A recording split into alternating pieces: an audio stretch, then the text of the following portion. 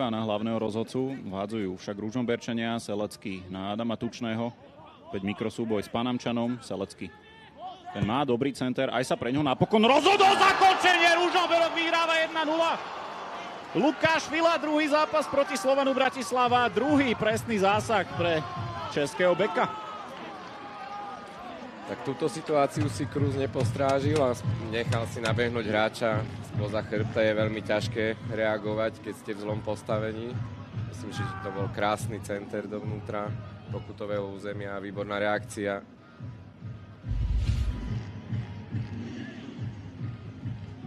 No a ako by sa Belasi nepoučili, pretože toto je viac menej gól ako cez kopírák z toho úvodného zápasu. Vtedy Fila spečatil na 2-1, rozhodol o víťazstve Ružomberka a na zadnú žeť priletel opäť.